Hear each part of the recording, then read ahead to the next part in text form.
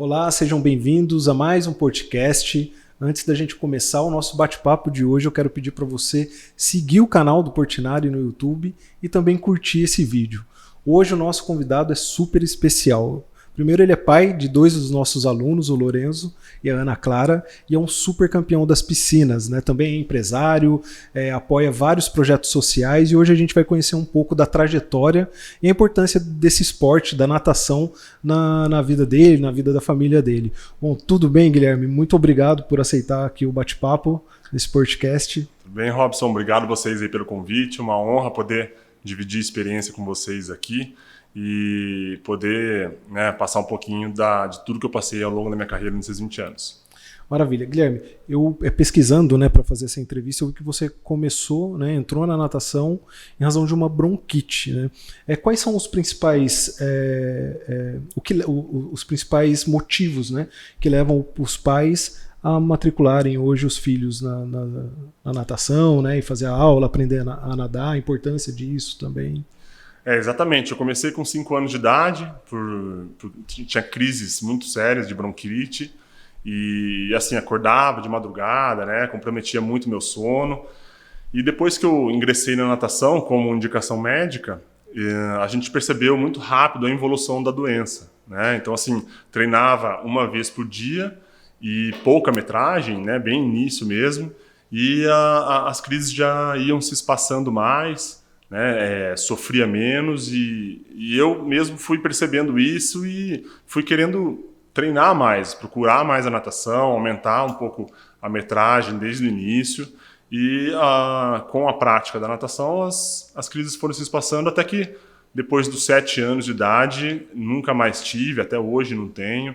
Então realmente a natação me curou, né? A gente fala muito isso lá em casa. Mas além da bronquite, que é um fator que muitos pais buscam, né, no ingresso na natação, a gente tem também a segurança aquática, né, que eu acho que é o principal fator, na verdade, que os pais ficam com receio, com medo, né, de, poxa, vamos numa festinha de criança e vamos levar a roupa de nadar. E às vezes a criança não sabe nadar, pode acontecer algum acidente. Então, assim, as estatísticas mostram pra gente que o afogamento é a principal causa de 5 a 9 anos, a principal causa de morte de 5 a 9 anos nas crianças, né? Então, a gente é um país muito grande, né? Um país cheio de rios e acaba contribuindo aí para esses números. Então, eu acho que o ingresso na natação, ele contribui muito para que esses números eles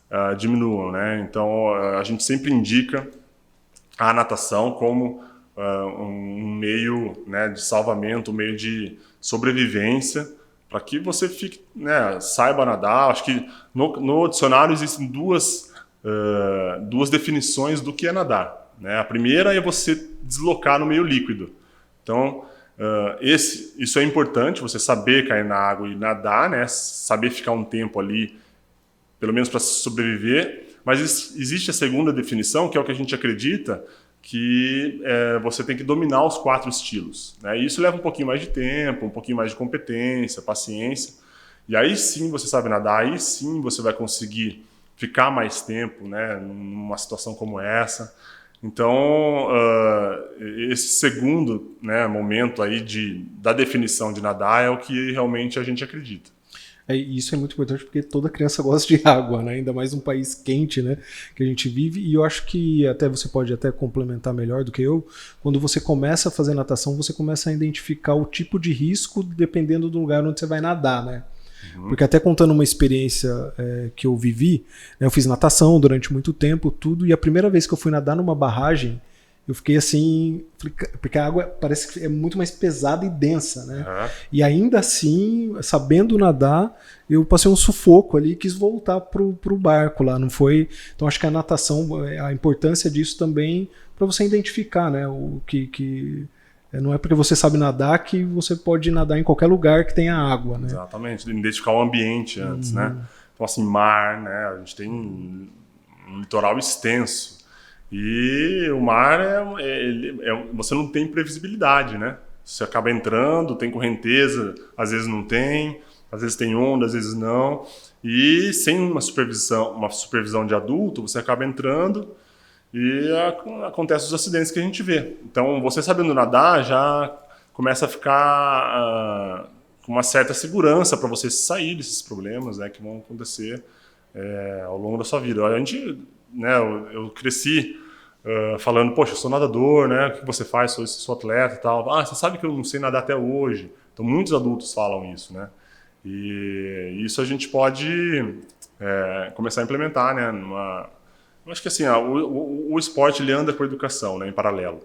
Então, eu acho que a criança que faz natação ela contribui muito para a educação dela e para a pessoa que ela vai se tornar ao longo da vida dela.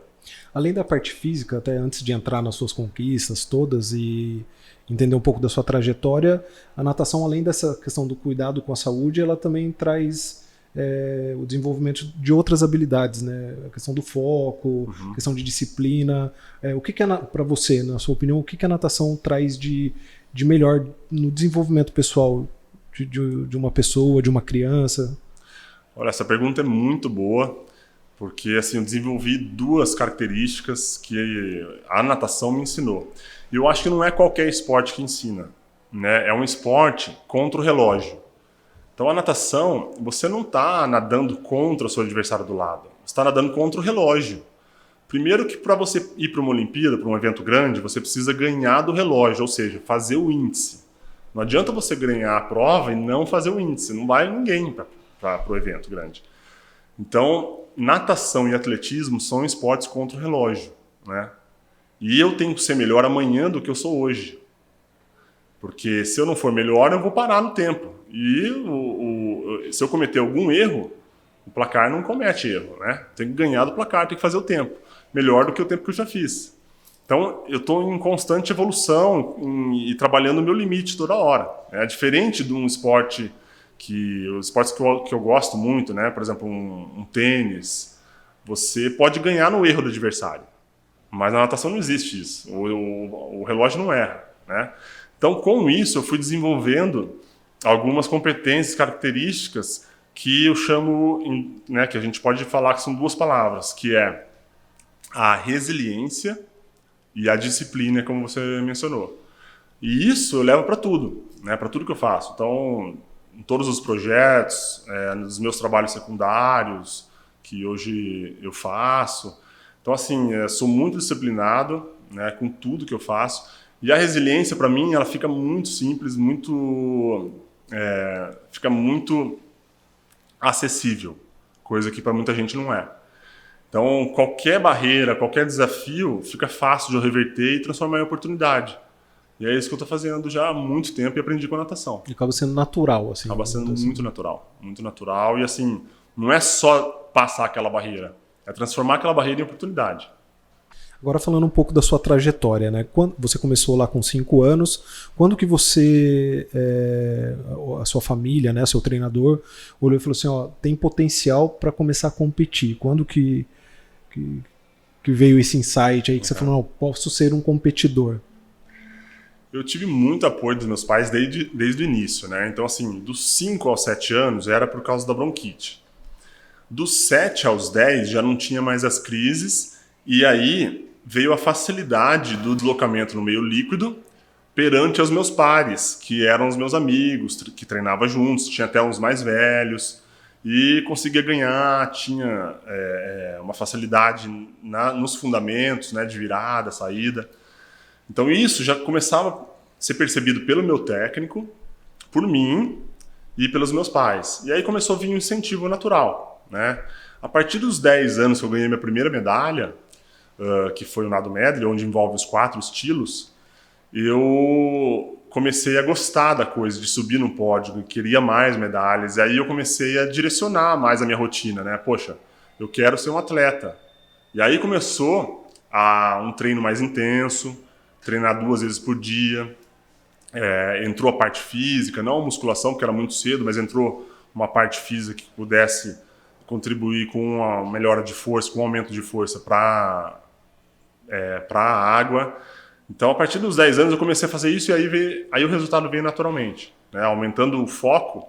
Com 15 anos de idade eu ganhei meu primeiro brasileiro E foi um marco muito grande porque eu saí de Limeira, né, para disputar um brasileiro, ganhei o brasileiro, e o maior clube poliesportivo da América do Sul me chamou para integrar, né, a equipe dele, que é o Esporte Clube Pinheiros.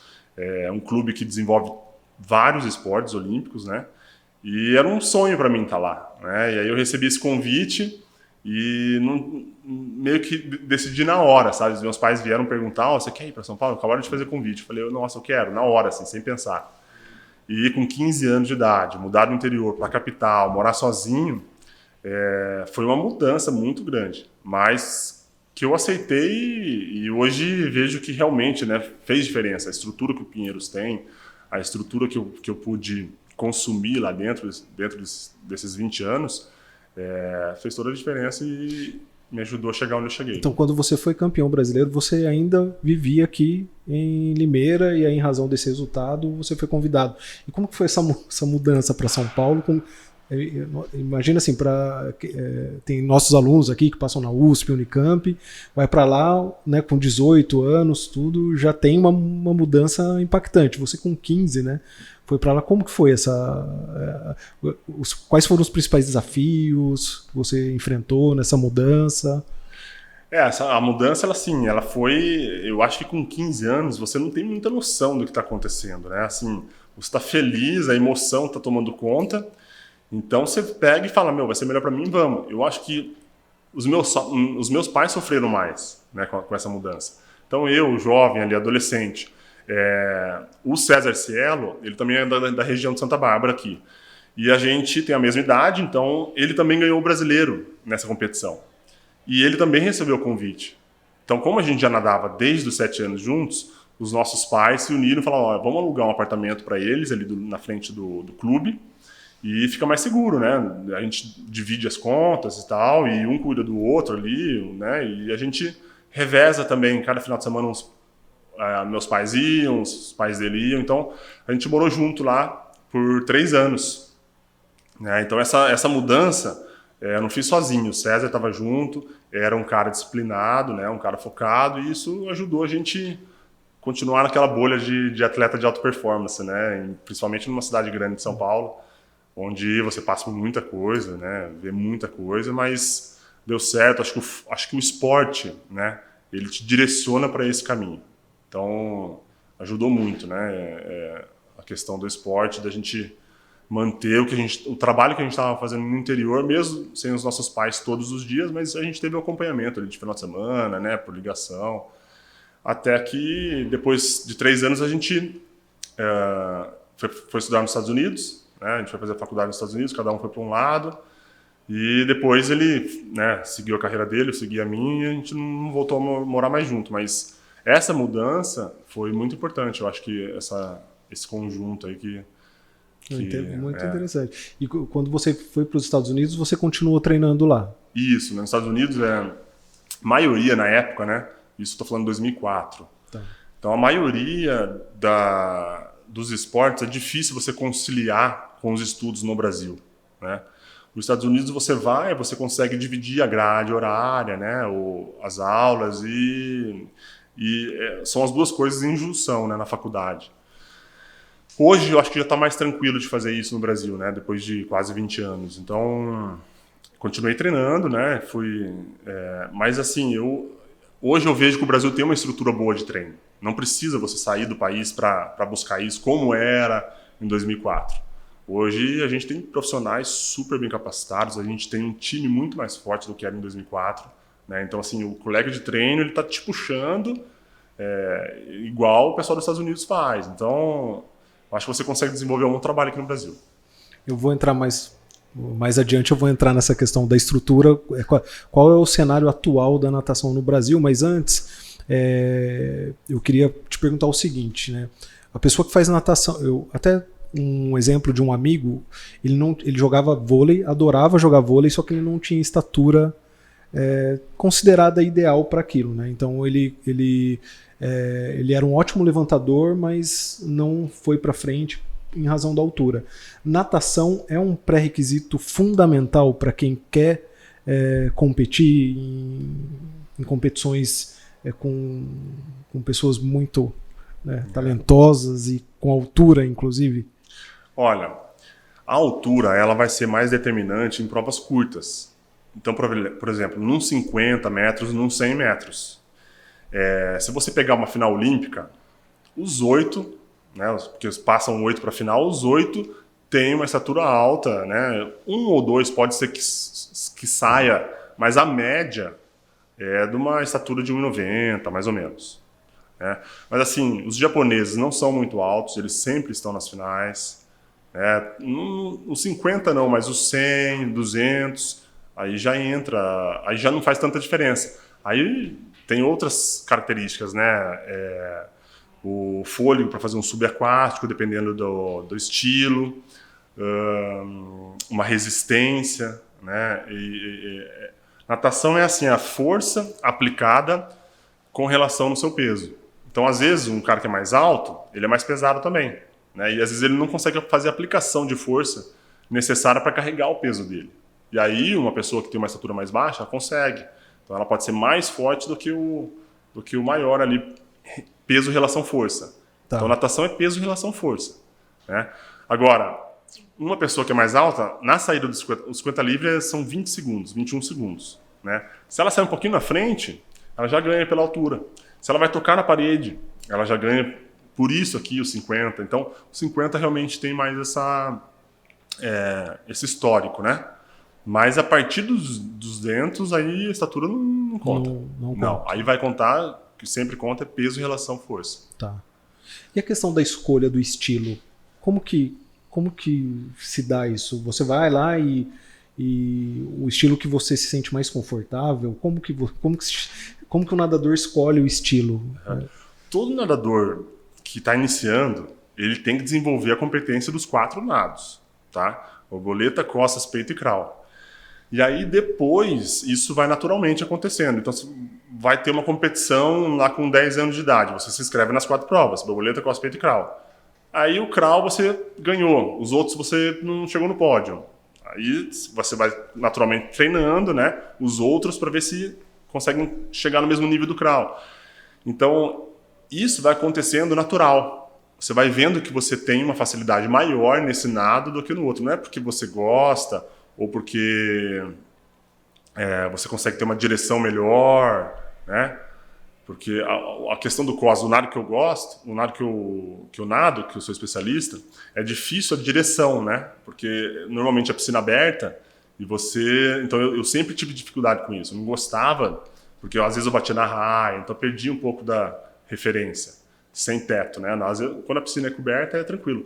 Então assim, não foi um nado que, nossa, eu adoro, assim, eu acho bonito, eu gosto. Foi um nado que realmente eu tive facilidade e comecei a ganhar. E aí fiquei, né? Eu falei, vamos treinar o nado que eu... Não é porque eu gosto, mas é o nado que eu tenho facilidade, que eu tô ganhando, que eu tô batendo na frente, quero treinar. Eu acho que assim, esporte de alto rendimento, esporte competitivo, você ganhou, você gosta, né? E aí começa a gostar, não tem natural. Isso é a questão da vitória, né? Agora falando, a gente já vai entrar na questão das suas conquistas. O cenário, como que está o cenário no Brasil atualmente? Né? Porque tem os países aí que normalmente são os que estão em toda a competição, eles sempre chegam às finais, né? Só que o Brasil sempre teve nadadores finalistas, né? Como que está o cenário hoje? Você já falou, né, que em termos de estrutura não perde, né? O cara não precisa sair. E então eu queria que você falasse um pouco desse cenário hoje e também, se você já puder emendar, a tecnologia, até que ponto a tecnologia já chegou nos treinos de natação, como tem no futebol hoje, né? Eles fazem todo um mapa de calor do jogador, etc, né? Me conta um pouco a respeito disso também. O Brasil, ele tá assim, cada ano que passa, a natação tá indo mais longe. Então, seja por ranking ou por medalhas. Então, o ano passado, lá em Tóquio, que a gente fez a Olimpíada, né, que postergou um ano por causa da pandemia, nós fizemos a melhor campanha do Brasil na natação, em números de medalhas. Então, a gente teve um ouro com a Ana Marcela, né, que faz a maratona aquática, faz parte da natação. Tivemos 2 bronzes, com o Bruno Fratos e o Fernando Scheffer. E isso foi o melhor a melhor classificação em termos de medalhas que a gente teve. No ranking mundial, a gente está com um monte de atleta, né, incluso entre os 8 melhores. Então, eu acho que está sendo desenvolvido muito em função do que você mencionou, que é a tecnologia. Então, está chegando coisas que você só via na Austrália, coisas que você só via nos Estados Unidos. Isso lá, né, 20 anos atrás, era difícil da gente ver, ou a gente teria que fazer um training camp lá para poder usufruir dessa tecnologia. Hoje, no Brasil, a gente tem tudo. Então, a gente faz, né, biomecânica, tem um biomecânico no Pinheiros que é só para isso. Então, assim, todo dia ele vai lá, filma, né? Mesmo depois de 20 anos nadando, acho que o seu dedinho esquerdo está errado. Você precisa fechar ele mais. Então, assim, são detalhes, né? São detalhes que sem uma imagem a gente não ia perceber. E hoje no Brasil a gente tem. Tem várias outras coisas, né? A gente usa alguns aparelhos para desenvolvimento de força dentro da água. Toda a tecnologia que a gente via lá fora, ela está presente no Brasil agora. E hoje a preparação, porque antes, né, em todo esporte, o papel do treinador ele acaba sendo fundamental, mas, né, com o decorrer dos anos, a questão da tecnologia, hoje é uma equipe repleta de vários, né, tipos de profissional, né? Hoje uma equipe, vamos supor, a sua equipe hoje, ela é composta por que tipo de profissional na preparação, né? Nutricionista, o instrutor ali de academia, como que é composta hoje a equipe? Isso é importante porque a pessoa, né, só enxerga o resultado do atleta, mas por trás do resultado tem uma equipe gigantesca, né, fazendo o apoio ali e desenvolvendo, né, uma melhora na questão que a gente falou do limite, né. Então, se é um esporte contra o relógio, a gente está no limite, então a minha equipe precisa de um técnico, né, que é o principal, está com você todo dia na borda, do assistente técnico, de uma psicóloga, nutricionista, um biomecânico, fisioterapeuta, só aí já deu 6. Se eu esquecer de mais um aqui, vai. Mas olha, umas 7, 8 pessoas que fazem um acompanhamento direto com o atleta. Quando você chega num clube grande e tem mais atletas, né? Então são essas mesmas 7 pessoas, massagista, né, que eu não falei, que o fisioterapeuta não é um massagista. Às vezes ele faz, mas são trabalhos diferentes. Então, quando tem um time grande, por exemplo, vão 10 para a competição. Então, né, esses 8, eles fazem o mesmo trabalho para os 10. Mas, às vezes, tem competição que vai 2, 3. E aí os mesmos 8 vão para os 3. Né? Isso acontece em esporte coletivo, né? A natação não é esporte coletivo, mas assim, é um esporte que viaja com bastante atleta. Mas vamos pegar o tênis, por exemplo. O tênis não. O tênis você tem para um atleta só, né? Então vai lá só o Nadal na Espanha e ele tem essas 8 pessoas só para ele. Bom, Guilherme, agora eu queria entrar na questão das medalhas, né? Eu vi lá que você é recordista, tem vários índices, né? Tem várias medalhas, mas você trouxe essas 4. Aí me conta um pouco aí quais são essas vitórias todas aí. Tá, vamos lá. Eu trouxe uma das, né, mais importantes, as que me marcaram mais. Hoje tenho mais de 1000 medalhas lá, mas acabei trazendo 4 aqui, mas são as principais, né? Essa aqui foi a minha melhor participação e meu melhor resultado em provas individuais, né? Que foi em 2012 em Istambul, onde eu ganhei o bronze nos 100 metros costas. Estava com 25 anos, tinha feito uma Olimpíada e estava buscando bastante a final em mundiais, né? Que entre os 8 melhores do mundo, né? Já era uma coisa muito importante para mim. Não tinha conseguido ainda e acabei ficando com o bronze bem na raia do canto. Me classifiquei com o 8º tempo e na final consegui subir no pódio. Então foi uma comemoração muito grande. E a próxima aqui também é no mundial. Na verdade foi um mundial antes, mas ela não foi prova individual, ela foi revezamento, né, onde o 4x100 medley conseguiu bronze. Né, uma das primeiras também para a equipe, né, do 4x100 medley daquela época. Essa do Pan-Americano foi em 2015. Medalha de Pan-Americano é sempre importante, né, para os brasileiros. A gente tem né, um histórico muito favorável aí nos Jogos Pan-Americanos. Essa é a mais pesada, né? Essa é pesada, é. O pessoal pergunta, é de ouro? Não, se fosse de ouro já não estava aqui, né?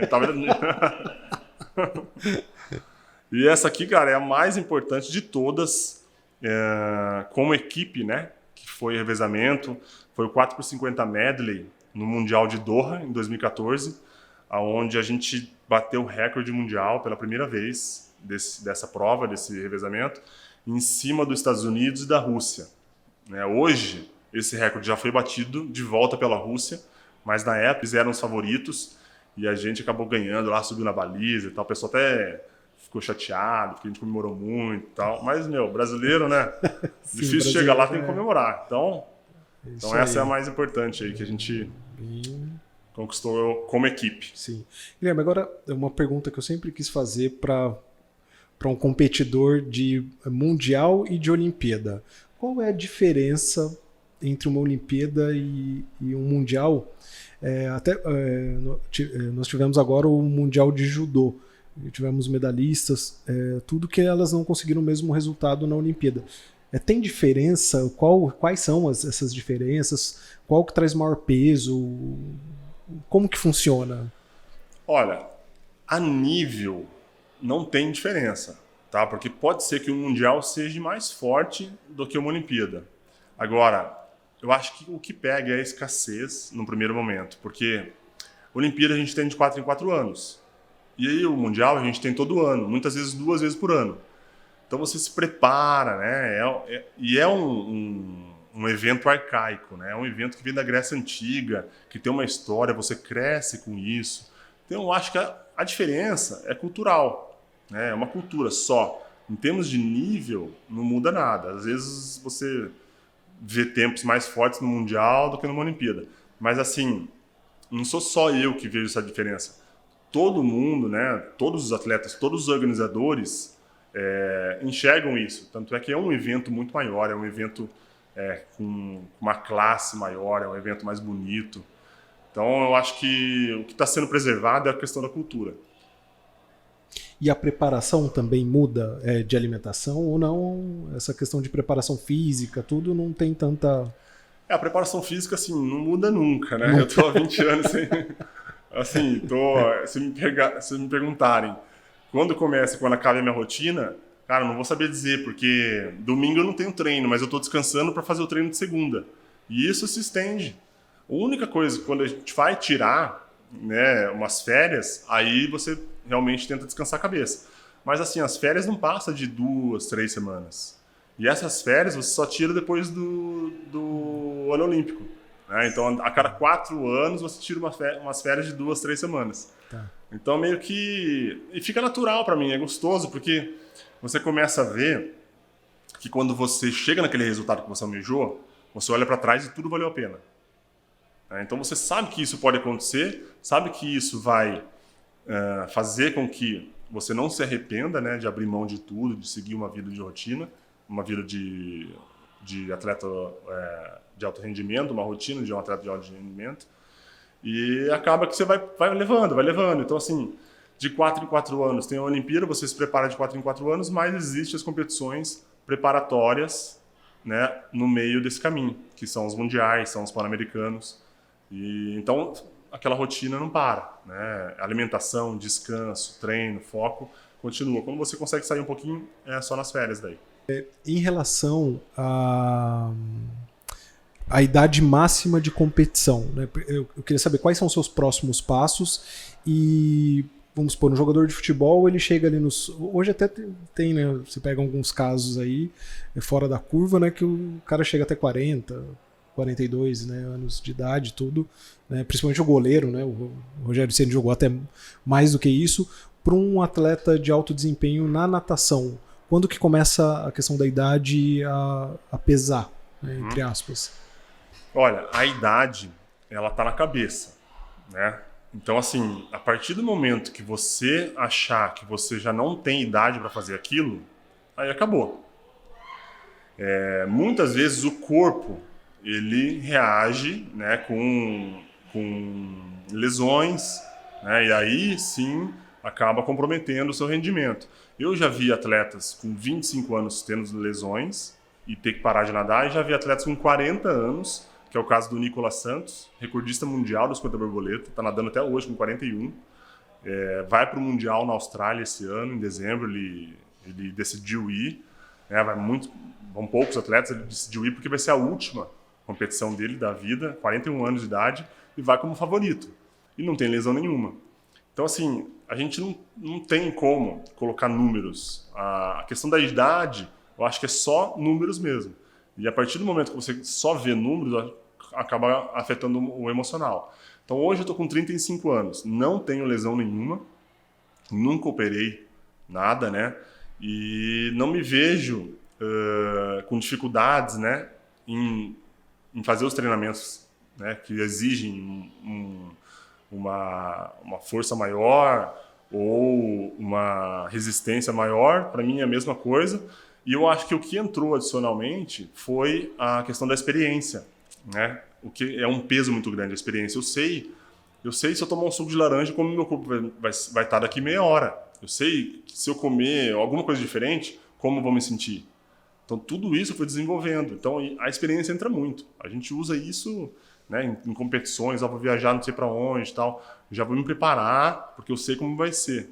E às vezes o mais novo que está brigando com você não passou por isso e não vai saber. E aí você acaba que ele tinha um tempo para fazer, tinha um tempo para ganhar de você, mas não fez porque faltou experiência. Então a experiência ela entra antes, né? Se você aceitar isso e não tiver, né, nenhum tipo de lesão, ela entra antes do que a juventude. Entendi. E eu acho que é isso que está balanceando. Na natação, ela antigamente, realmente, os atletas paravam com 28, 29. Hoje a gente está vendo aí atletas com 40. Os nossos melhores atletas estão com 37, 38.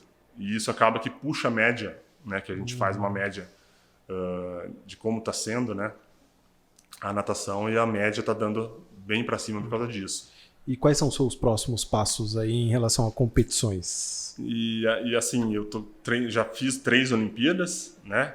E agora, daqui 2 anos, tem a Olimpíada de Paris, que eu acho que vai ser muito legal também. Tô muito empolgado e quero fazer a minha 4ª Olimpíada para finalizar lá. Então, são mais 2 anos, né, de treino e de foco. E espero poder fazer a minha 4ª Olimpíada e buscar essa final olímpica no 100 costas, né? Porque eu tenho a final olímpica como equipe, que é o revezamento. Em 6º lugar a gente ficou no Rio de Janeiro em 2016. Agora, quando que você voltou para Limeira, né? E eu queria entrar na questão de empresário, né? Você tem uma academia hoje aqui. Como que foi essa volta, esse retorno? Né? A questão da academia também tem os projetos, né? Tem a competição que tem o seu nome, tem alguns apoios que você faz também. Eu queria que você falasse um pouco disso. Uhum. Não, legal. A gente está com a academia, foi um sonho que eu tive, porque a gente desenvolveu uma metodologia de ensino, né? E essa metodologia, ela ensina os 4 nados para a criança, que logo depois, né, que tem a autonomia para desenvolver, né, as atividades dentro da água sem os pais. Então, a partir dos 2 anos e meio, ela já tem uma autonomia para nadar sozinha. Até os 2 anos e meio, a gente indica os pais ou o responsável para entrar junto, ou ao próprio professor, se os pais não tiverem, né, a disponibilidade. Mas, a partir dos 2 anos e meio, foi criada uma metodologia onde a criança vai nadando, vai desenvolvendo as competências e chega na touca preta, que é o último nível. Então, com essa metodologia criada, eu queria um estabelecimento para poder desenvolver, né? Porque até então eu só vendia essa metodologia para as outras academias, eu não tinha meu espaço próprio. Então, assim, a gente vendeu para 35 academias em 5 estados no Brasil. E, poxa, eu não tenho a minha, né? Então, a gente pegou aqui, né, uma academia já pronta, a gente reformou. E hoje a gente está com uma piscina de 25 metros, que é difícil de achar, né? Normalmente as academias colocam 20 metros só, porque acaba economizando no aquecimento, né? São 5 metros a menos. E aí com 25 metros a gente consegue desenvolver o quê? A extensão da motivação da criança. Porque o que acontece hoje na natação? O nosso problema, né, é que a criança ela aprende a nadar e para. Porque, poxa, o pai colocou pela segurança, ou pela bronquite, igual a gente comentou antes. Já não tem mais a doença. Já aprendeu a nadar, não vai morrer mais afogado? Então vou tirar. E aí vai fazer outros esportes, futebol e tal. Mas a gente conseguiu reverter isso aqui na academia, fazendo com que essa criança ela continuasse com a motivação pro treino. Então todos os touca preta que a gente tem vão fazer o treinamento na academia. Então tem os horários, né, e tal. E a gente desenvolve esse treinamento. Então esse treinamento foi a primeira vez que a gente participou de uma competição, né? E inclusive foi o Campeonato Guilherme Guido, que está na sua 6ª edição, né? Que foi considerado o 4º maior campeonato de base do Brasil. A gente recebeu mais de 600 inscritos. Então a academia foi com 24 atletas e trouxeram lá para casa 11 medalhas. Caramba. E aí o pessoal está super animado, acho que isso também está contribuindo ainda mais para a motivação, né? Então essa era a intenção, a gente desenvolver a metodologia e tapar esse buraco, esse déficit que a natação tem, né, da evasão. Então a gente não está tendo mais a evasão igual a gente estava tendo antes. As crianças estão se formando, né, na touca preta e continuando no treinamento. Então esse é o trabalho na academia que a gente desenvolve, para quem quiser conhecer lá. O campeonato, né, está na 6ª edição, a gente comentou aqui, também é um projeto legal, onde contribui com a região, né, a gente tem aqui da região, vem muitas crianças e também de outros estados, vem Minas para nadar, e alguns projetos sociais que eu acho que também a gente ajuda a contribuir, eu acho que a gente deve, né, uma parcela, porque o esporte é para todos, né, natação não é um esporte barato, natação, cuidar de uma piscina não é barato, então você precisa, né, ter a contrapartida para poder manter aquela piscina limpa, aquela piscina aquecida. E a gente conseguiu aqui num centro comunitário em Limeira, né, que é o Centro Esmeralda, junto com o nosso deputado Miguel Lombardi, que conseguiu trazer essa verba de Brasília, a gente desenvolveu um projeto federal aqui, onde está contribuindo agora para 120 famílias, então são 120 crianças nadando, e com tendência a dobrar, né, porque a gente esgotou as 120 vagas muito rápido. Uma semana acabou as vagas. E a gente, o ano que vem, quer dobrar isso, poder contribuir expandindo. E por que não, né, replicar isso nos outros centros comunitários que a gente tem bastante aqui, com piscina. Eu costumo falar que Limeira e a região é um berço de talento. E se a gente massificar isso, a gente vai conseguir colher os frutos lá na frente. Eu acredito que você ter voltado para cá, abrir sua academia aqui, também seja uma forma de agradecer, né, pela cidade, pelo seu início ter sido aqui, né? A gente tinha a maior liga de natação do mundo, que é a ISL, o dono é ucraniano, né? Então a gente estava com competições marcadas de junho até dezembro, só viajando em vários continentes, e por conta da guerra ele teve que cancelar. Então já era uma coisa que eu queria fazer, dar mais qualidade de vida para os meus filhos, né, para minha esposa, para minha família, e deu certo por conta disso, né? Então eu falei, vamos fazer um teste no interior, né? Eu sei que é gostoso morar no interior, eu sou daqui, mas eles não conheciam, né? A gente está há 20 anos em São Paulo. E a gente veio justamente por isso, porque casou, né, de não ter as competições e da nossa vinda para cá. Então eles estão gostando bastante, ainda é um teste, né? Gostaria que fosse definitivo, mas ainda não posso dizer com certeza, mas eu vou fazer de tudo para que seja, né? Porque eu estou gostando bastante, estou conseguindo estar mais presente na academia, estou conseguindo estar mais presente nos projetos, e isso está fazendo com que a gente tenha mais qualidade. Então, e aqui você também consegue se preparar, né, para os seus próximos desafios também, né? Isso, consigo. Aí eu vou fazer uma parte dos treinos no Pinheiros, né? Uma parte dos treinos, os treinos mais fracos eu consigo fazer aqui em Limeira. Mas São Paulo está perto também, né? É bem próximo. Eu acho que vai ser importante essa qualidade de vida para eles e para o meu resultado também. Então, voltando, né, àquela rotina de treino e tal, acho que a gente vai ter uma noção como vai ser. Mas nós estamos muito felizes, né? Tanto de poder estar aqui com vocês, aqui no Portinari, né? As crianças estão adorando. quanto da qualidade de vida que a gente está podendo usufruir. Excelente. Então, antes da gente encerrar aqui, queria que você deixasse uma mensagem, né, para os estudantes, para as crianças aí que têm a intenção de praticar um esporte e o quanto isso pode ser importante, né, para a vida delas. Bom, pessoal, eu acho que assim, eu sonhava, né, em ir para uma Olimpíada. Hoje eu estou treinando para ir para minha quarta. Então, é aquela história, sonhar pequeno, sonhar grande dá o mesmo trabalho, né? Eu acho que muitas pessoas se perdem em só sonhar e não desenvolver um plano para isso. Então é importante o desenvolvimento de um plano, né, em você traçar metas. Normalmente eu enxergo como uma escada e lá no topo da escada é o objetivo, né, uma Olimpíada no meu caso, mas pode ser qualquer objetivo, não precisa ser do esporte, pode ser um objetivo de carreira profissional. E ao longo dos degraus, né, eu vou traçando metas. E essas metas elas vão fazendo, elas fazem com que o meu objetivo lá em cima fique mais palpável, fique mais próximo. Então isso é um plano, né? Não adianta a gente sonhar e não ter um plano para fazer. A gente precisa de um plano.